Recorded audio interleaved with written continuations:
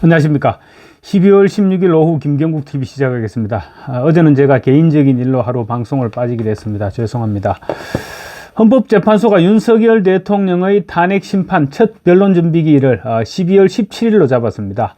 변론 준비기일을 지금 몇 기일로 잡을지는 아직 모르겠지만 탄핵 이후 2주 만에 첫 기일을 잡은 것입니다. 이제 본격적인 탄핵 심판이 시작되는 것입니다. 그런 가운데 이재명은 지금 대통령 놀이에 흠뻑 빠져들었습니다. 기자회견을 열어서 국정협의체 구성을 제안하는가 하면 한덕수 대통령 권한 대행에 대해서는 일단 탄핵하지 않겠다라고 말했습니다. 일단이란 단어를 붙인 것은 말을 듣지 않으면 언제든지 탄핵할 수 있다, 이런 위협이기도 하죠. 이제 대한민국은 내 손 안에 있다, 이런 선언인 셈입니다. 국정협의체 구성 제안이 무엇을 의미하겠습니까? 자기가 국정을 장악하겠다는 말입니다. 물론 당연히 국민의힘에서는 거부했죠. 한덕수 권한 대행을 탄핵하지 않겠다는 말은 또 무슨 말일까요? 헌법재판소의 탄핵 심판을 최대한 빨리 진행하겠다는 꼼수입니다. 빨리 진행하라는 꼼수입니다. 대통령에 이어서 직무대행까지 탄핵시킬 경우 탄핵 심판 일정에 차질이 불가피해질 것이기 때문입니다. 그런데 민주당은 윤석열 대통령에 대해서 내란죄를 이유로 탄핵 소추를 했습니다. 민주당은 이미 한덕수 대통령 권한 대행에 대해서도 이미 내란죄로 고발을 해둔 상태입니다. 지난 8일 김민석 최고위원은 한 총리는 내란의 적극적 수사 대상이자 중요한 내란 가담자라고 말했습니다. 그런가 하면 황정화 대변인도 한 총리는 내란 공범도 아니고 주범격이다, 이렇게 공표했습니다. 그렇다면 당연히 한덕수 대행에 대해서도 탄핵 소추를 해야 되는 게 아닐까요? 제가 지금 당위성을 얘기하는 것은 아닙니다. 당위성을 얘기하는 것이 아니고 민주당의 행동을 꼬집는 것입니다. 누구는 탄핵하고 누구는 하지 않겠다는 것은 똑같은 내란죄라면서 누구는 탄핵하고 누구는 탄핵하지 않겠다는 것은 이재명이 뭐든 결정하면 그대로 된다는 것입니다. 김정은과 다를 바 없는, 하나도 다를 바 없는 그런 행동을 보이고 있는 것입니다. 탄핵 여부를 이재명의 선택에 따라 할 수 있다는 얘기나 다름없는 것인데 정말로 자가당착입니다. 이재명이 마치 왕이라도 된 듯 착각하고 있는 것 같습니다. 이재명은 그러면서 직무대행은 현상유지관리가 주 업무다. 한덕수 권한대행이 대행의 한계를 벗어나지 않을 것이다, 이렇게 말했습니다. 한 대행에게 일종의 지침을 내리는 것입니다. 행정부의 수반이자 대통령 권한대행에게 입 닫고 생각도 하지 말고 시키는 대로만 하라는 것입니다. 이재명 본인이 이미 그 위에 군림하고 있다는 말입니다. 그러면서 헌법재판소에 대해서는 윤석열 대통령 파면 절차를 신속하게 진행해달라고 주문했습니다. 반면 자신의 사법 리스크에 대해서는 기소 자체가 정치적이었고 상식에 부합하지 않았다고 말했습니다. 그런 비상식적이고 정치적인 기소에 선거법 1심 재판부가 징역 1년에 집행유예 2년이라는 중형을 선고했단 말입니까? 대통령에 대한 탄핵 심사는 서두르고 자기 재판은 하지 말라는 말입니다. 극도의 사회 불안을 조성해서 자기 재판을 아예 하지 못하게 하려 하고 있습니다. 그야말로 자가당착이자 내로남불일 뿐만 아니라 이재명의 쿠데타라고 해도 크게 틀리지 않은 말일 것 같습니다. 그러면서 이재명은 자기 재판은 하염없이 지금 계속 지연시키려 하고 있죠. 변호사도 선임하지 않았죠. 그런가 하면 또 소송 기록 접수 통지서도 지금 반복적으로 받지 않고 있습니다. 그렇지만 이재명의 선거법 위반 항소심 재판부는 하늘이 무너져도 3개월 안에 항소심 재판을 끝내겠다, 이런 의지를 다지고 있습니다. 이재명이 아무리 몸부림쳐도 재판부의 의지에 따라 재판은 진행될 수 있기 때문입니다. 변호사 선임계를 제출하지 않고 버티면 국정변호사를 임명하면 되고 소송 기록 접수 통지서를 받지 않으면 선임한 국선 변호사에게 전달하면 됩니다. 이재명은 또 무더기 정인 신청을 계획하고 있는지는 몰라도 이미 1심에서 50명이 넘는 정인을 신청을 했었습니다. 그래서 정인 신문을 했었죠. 더 이상 신청할 정인도 남아있지도 않을 것입니다. 재판부의 재량에 따라 한두 명만 받아줘도 됩니다. 몇 사람 추가된다고 하더라도 집중 심리를 해서 끝내버리면 됩니다. 이재명의 재판 지연을 보다 못한 국민의힘 주진우 법률자문위원장이 항소심 재판부에 소송 지휘권을 행사해달라, 이런 탄원서를 제출을 했습니다. 소송 지휘권 행사를 통해서 국선 변호사를 선임해서 소송 기록 접수 통지서를 전달하고 이재명이 정인을 무더기로 신청하면 즉각 기각을 하라는 것입니다.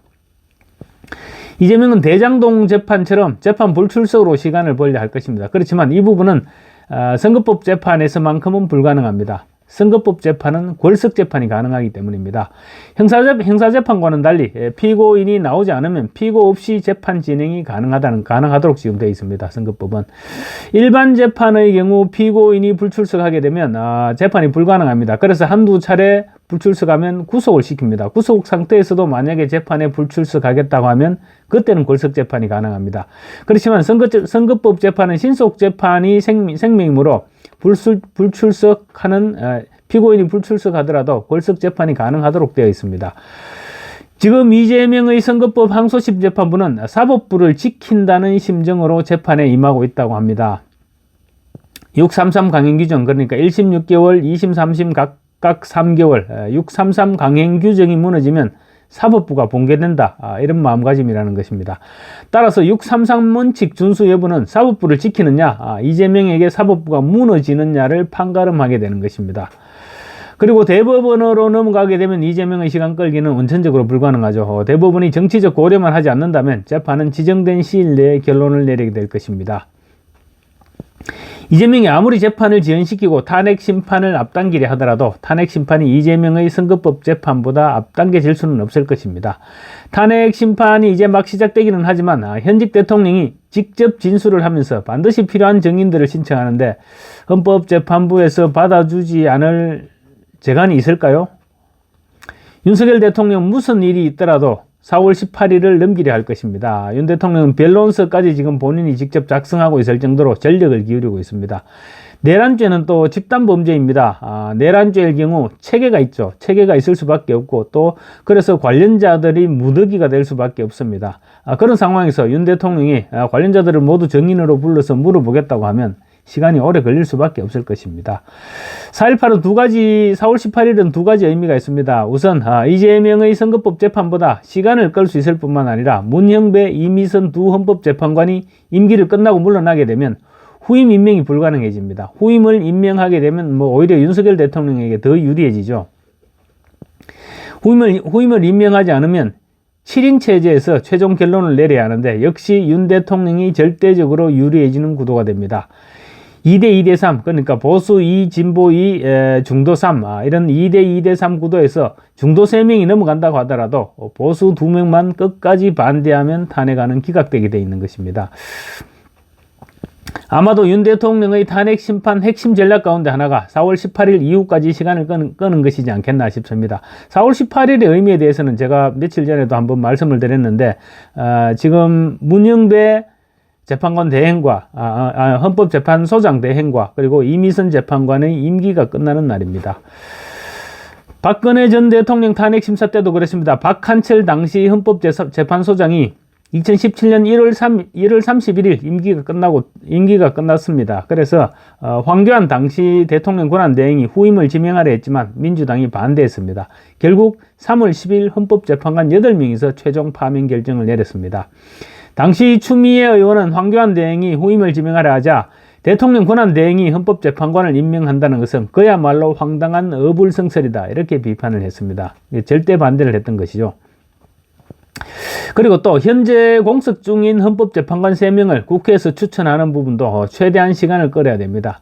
다행히 인사청문위원장은 국민의힘 정점식 의원이 맡았습니다. 정 의원은 윤 대통령의 최측근입니다. 그래서 위원장 재량으로 인사청문회를 최대한 지연시키는 것도 한 방법이 될 것입니다. 재밌는 것은 정청래가 지금 탄핵심사에서 검사 역할을, 국회 측이니까 검사 역할을 하게 된다는 것입니다. 원래 법사위원장이 탄핵심판의 검사 역할을 하게 되기 때문입니다. 그런데 다른 탄핵심판의 경우 민주당이 정치적으로 제기했던 심판이었기 때문에 정청래가 맡아도 큰 지장은 없습니다. 그렇지만 대통령 탄핵심판은 고도의 법 해석이 필요한 대목입니다. 그런데 그야말로 법이라고는 1도 모르는 정청래가 검사 역할을 제대로 할 수 있을까요?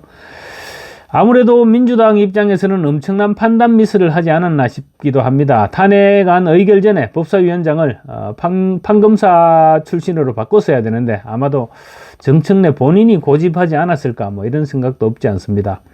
정청래는 지금 진행 중인 이진숙 방통위원장 탄핵 심판에서도 김영두 헌법재판관에게 그야말로 개박살이 나고 있습니다. 법률 지식에서 밀리다가 보니 어쩔 수가 없는 일입니다.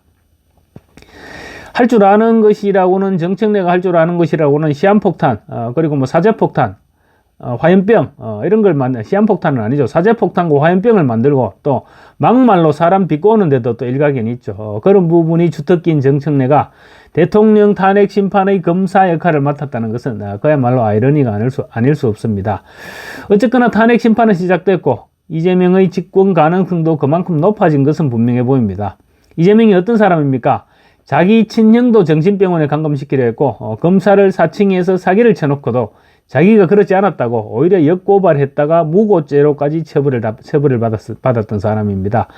친형과 친형수에 대해서는 입에 담을 수 없는 쌍욕을 퍼부었고 여배우는 실컷 가지고 놀다가 온갖 입에 담지 못할 욕설을 퍼붓고는 헤어졌습니다. 문재인이 5년 내내 적폐 수사로 보수 세력을 말살시켰는데 이재명은 아마도 문재인의 10배는 더 심한 정치 보복에 나설 것입니다. 이재명은 평소에 권력 행사는 잔인하게 해야 된다고 말했습니다. 그러더니 지난 총선 공천 당시 비명학살 과정을 보면 권력 행사를 이재명이 얼마나 잔인하게 했는지 잘 알 수 있죠. 반대파를 어떻게 처단해 나갔습니까?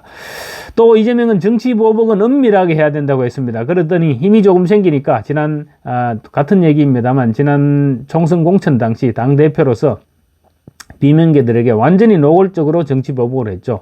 그런데 만약에 대통령이라는 권력을 잡으면, 이재명이 대통령 권력을 잡으면 어떻게 될까요? 잔인한 정치 보복이 이번에는 비명계가 아니고 보수 진영 전체로 향하게 될 것입니다.